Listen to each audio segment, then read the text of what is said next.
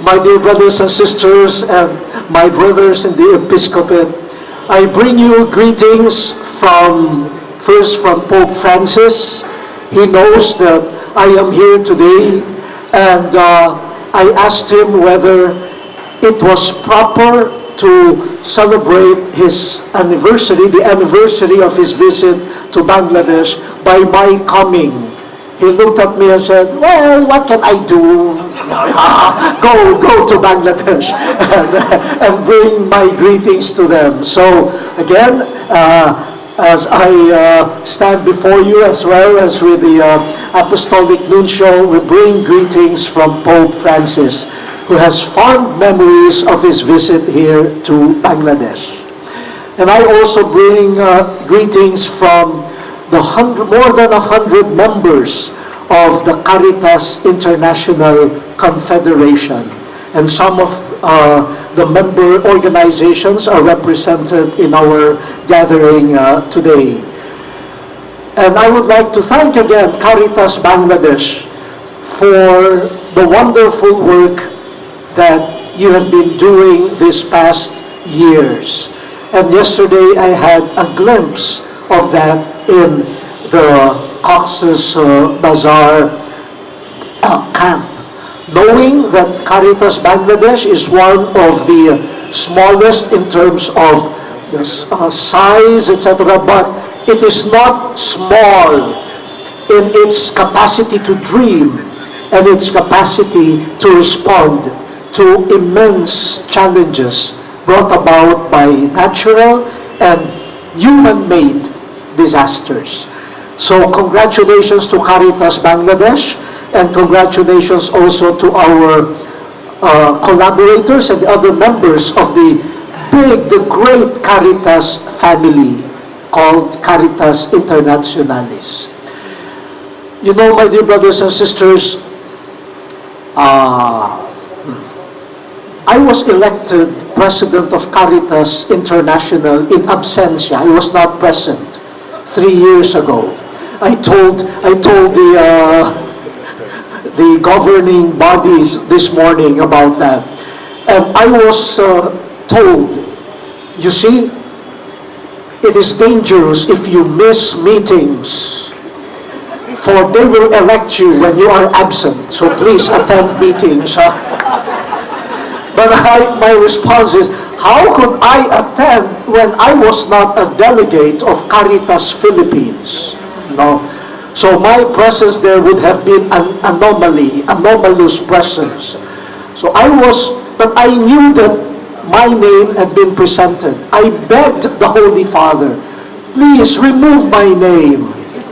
You know, from the candidates, what do I know about Caritas International? I know about our diocesan Caritas, but even the national Caritas Philippines, I am not involved in that, in the governance. And then you put me the international level. He said, Your Eminence, you are just a candidate. How sure are you that you will be elected? I mean, you are behaving like you are sure to be elected, removing your name. And I was humbled by that, and I said, yes, I'm not sure that I will be elected, Your Holiness, so leave my name there. As I said, I did not attend the assembly because I was not a delegate. I was in the U.S., I was in Chicago to receive an honorary doctorate from the Catholic Theological Union. And I was dressing up when my phone rang.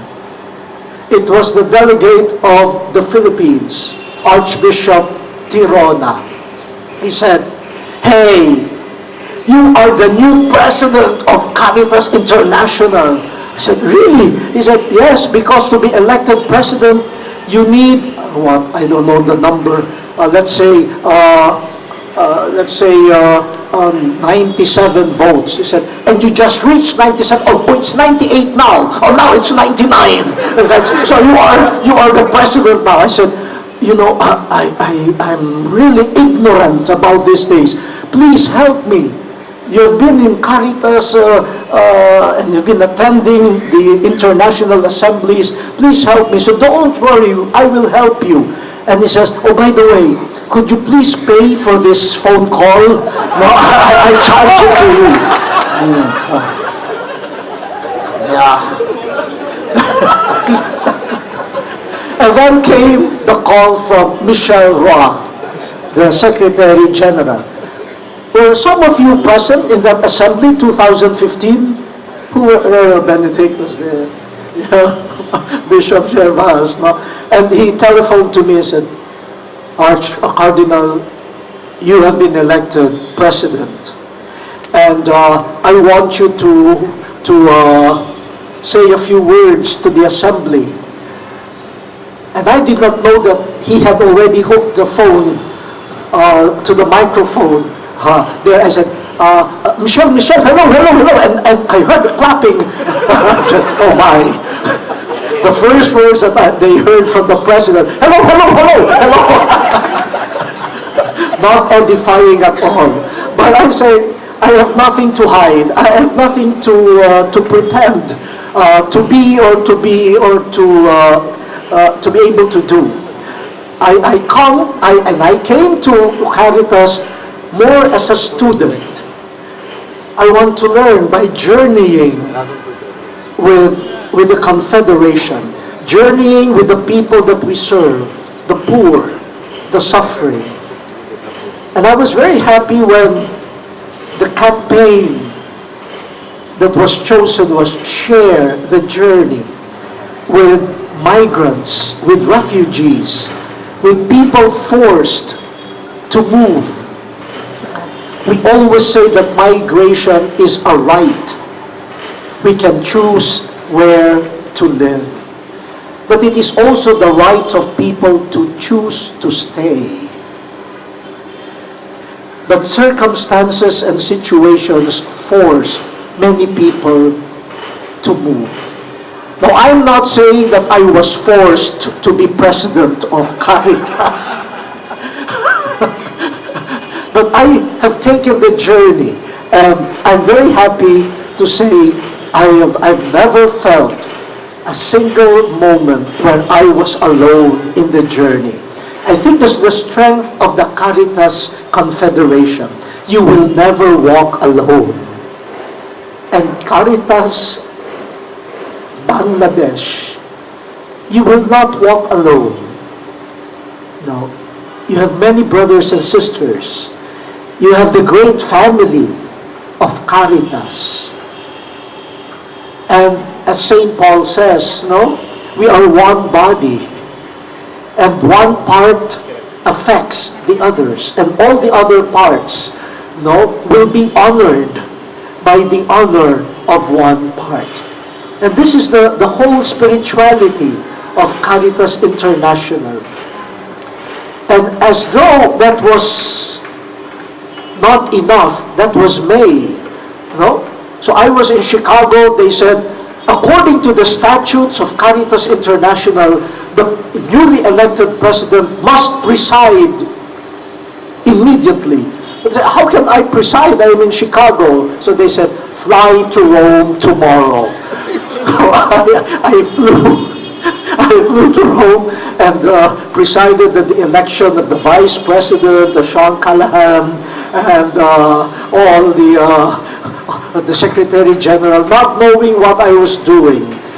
But then 2 months later, no, that was May, June, July, August. 3 months later, I was in the gathering of the youth of England and Wales. It was their National Youth Day.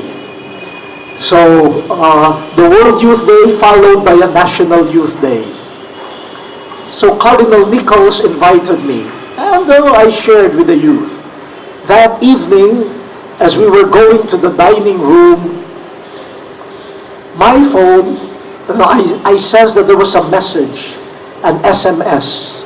So I turned it on, and I said, it was a message from a Polish priest who works for the Catholic Biblical Federation. He said, may I call you. I said, I'm out of the country. I'm not in the Philippines. I'm in England. I'm attending a meeting. He says, do you have access to Wi-Fi? I'll send you an email. So I asked for the Wi-Fi password and everything. I got connected. I turned it on. And there was an email from him. I opened it and my photo just popped up.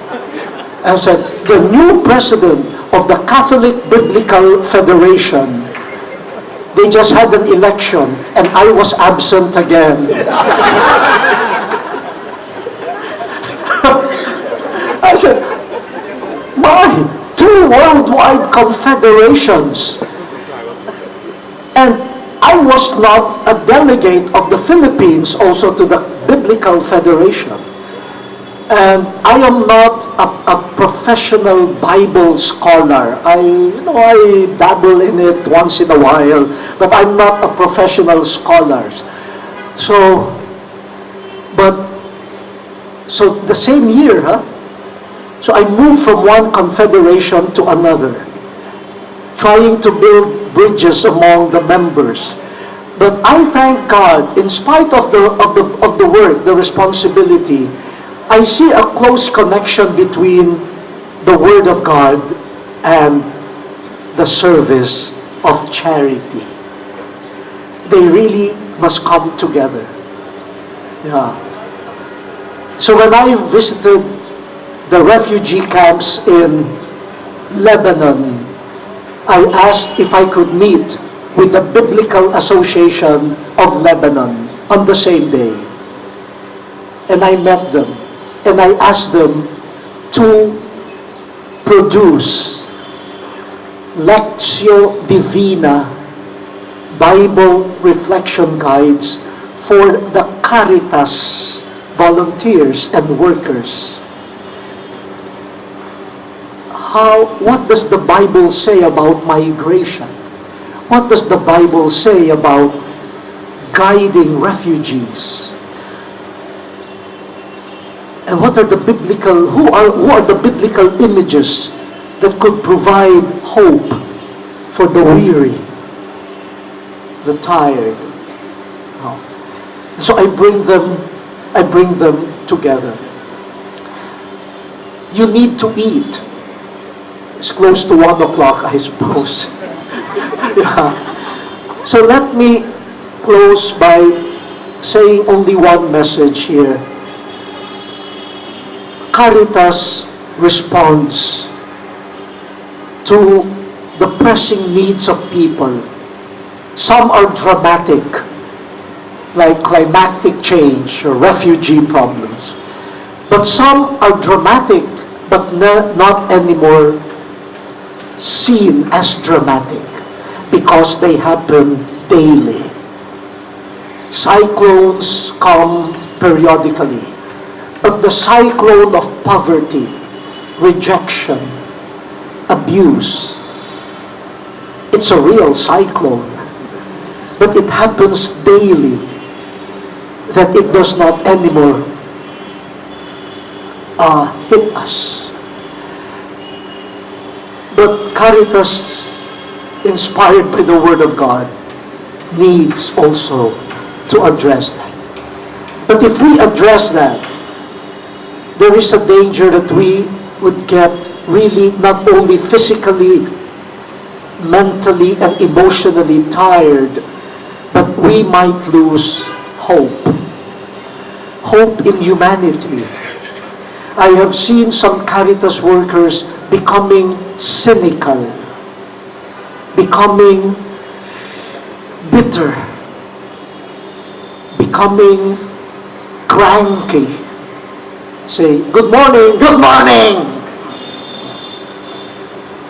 They have seen so much disaster that in their hearts things crumble. We assist women, children, and displaced peoples in their traumas.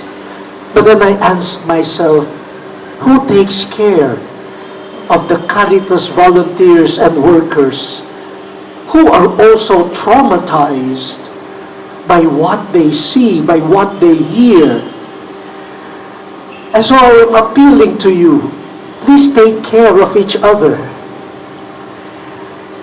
And if there is one service or ministry that maybe the local Caritas and the Confederation could give, it is to provide also the caring to Caritas people so that we will not lose hope. As we tell each other stories of suffering and pain, I hope we could also tell stories of hope. For the world needs signs, faces, stories of hope. For us to say it is worth journeying with the poor, with creation. Otherwise, the poor that we serve will be doubly, triply traumatized if those who are serving them are desperate, cynical, and hopeless. They could sense that. They could sense that. So, please, as you see horror, darkness, open your eyes and hearts to signs of hope in what I call the deserts of suffering. And let me end with two stories from Caritas. I had a meeting with Caritas Lebanon. Something like this, hundreds of volunteers, and I sensed right away how tired they were. No, not maybe physically, but interiorly tired. So I asked them, can we shift our meeting? So can we now tell each other stories of hope? So that we could encourage one another to continue. And the first hand that was raised came from a woman. I can probably mention her name, Jeanne d'Arc. Joan of Arc, wow, Jeanne d'Arc. And her work for Caritas Lebanon was with illegal migrant workers who are detained. And I went to the detention center. They don't call it prison. They call it detention. I don't know the difference, but they make a difference, a distinction between a prison and a detention center for illegal migrants. And I spent a whole morning there, and I met some women from Bangladesh in the detention. Yeah. And even in the Caritas shelter in Lebanon, there were Bangladeshi women. Yes. So Jeanne d'Arc said she was invited by Caritas Syria to give a training to Caritas Syria workers, pastoral workers, on ministering, serving illegal migrant workers in detention. So in Syria, she lived in a convent of sisters. And she took the taxi every day from the convent to the conference venue. And then taxi again to return to the convent. One day, she took a cab. She reached the venue of the conference. She asked the driver, how much should I pay? And the driver said, no, you don't have to pay. She said, oh, I have money. I can pay you. And you're working. And the driver said, no, you don't have to pay. She panicked. She got nervous. She said, oh my, what payment will he demand of me? Will I be kidnapped? Will I be, you know what? And she said she was literally shouting, I have money, I can pay you. Tell me, how much do I owe you? And the driver said, "But how can I accept money from Caracas?" Oh, Caritas. Then she said, "How do you know? How did you know that I worked for Caritas?" The driver said, 3 years ago, I was imprisoned in Lebanon. I was an illegal worker. I saw you there.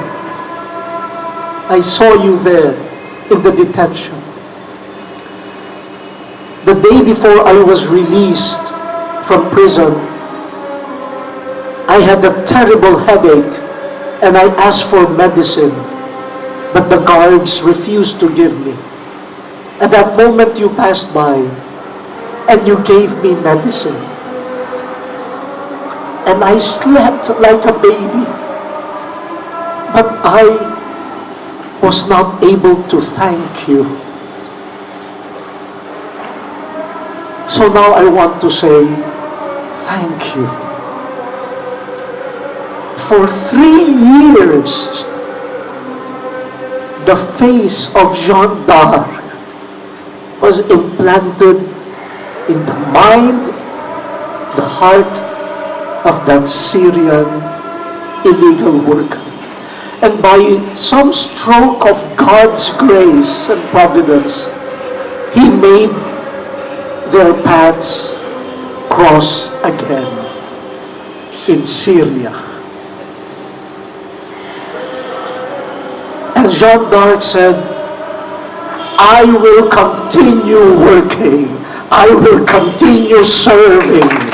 He said, what is demanded of me? He said, nothing. Nothing great. Sincere love. And it makes a lot of difference. I'm sorry, this is supposed to be a joyful celebration, but yeah, it's a wow. Huh? Wow. If you have stories like that, please share with one another. Collect them. Collect those stories. Stories of hope. Because you have shared the journey with many suffering people. And the last was in a refugee camp in Greece, in Idomeni, which was on the border with the former Yugoslav Republic of Macedonia. Oh well, that was a different experience. What I saw in Cox's Bazar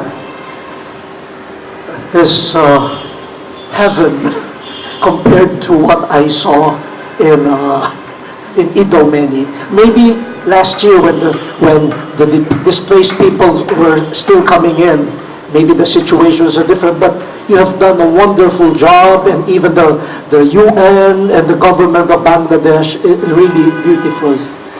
So there, I joined Caritas Greece. No, again, Caritas Greece is like Bangladesh, a small Caritas. But with the help and collaboration of other members, they were able to do what they could. So we helped in the distribution of food, because at that time, 2015, the camp was a transitory camp.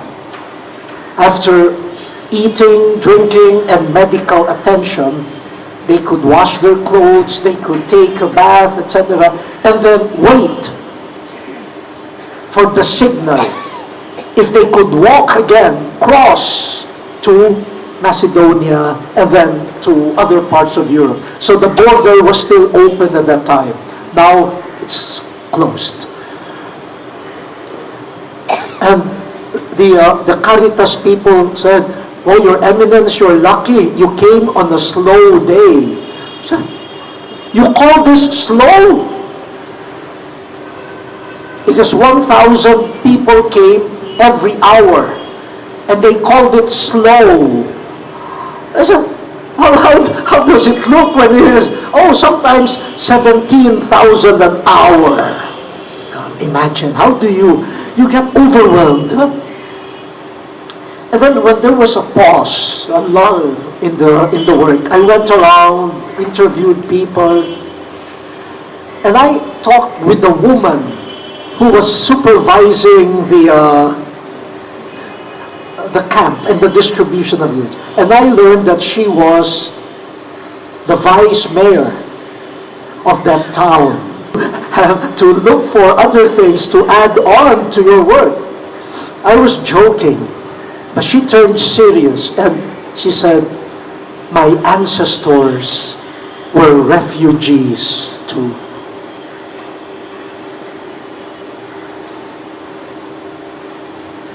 I have refugee DNA. They are my brothers and sisters. I will never abandon them. It was family. It was not work. But it came from a memory that has remained alive. And I was really silenced, and I just thanked her. And as I was looking for the exit, because I got lost in the camp, and I asked someone, I said, where is the exit? Because my team is going back to Thessaloniki, and I might miss the bus. And the person said, you're standing right here, the exit. Look up. There was a sign there. And I looked up.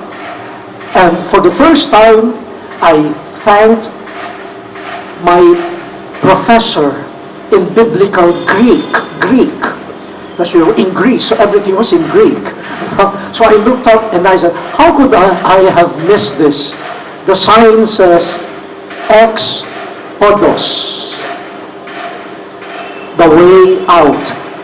Exodus.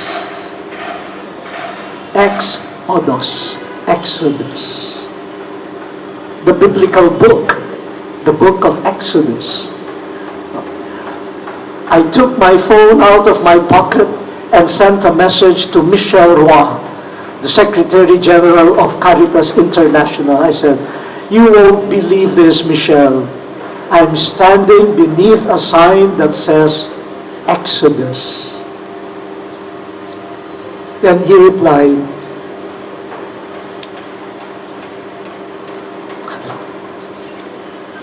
God must be there. God must be there. And I said, yes, God is here, walking with His people. Yes. This is Caritas. And whenever I remember Jeanne d'Arc and that Syrian illegal migrant, and I remember that lady, the vice mayor, and that boy who pointed the sign of Exodus to me, I know there is hope for humanity. And that our work, even if not seen by many, it is seen by God. And through the humble service of Caritas people, those who engage in their own exodus will know they're not alone. There are people who share the journey with them.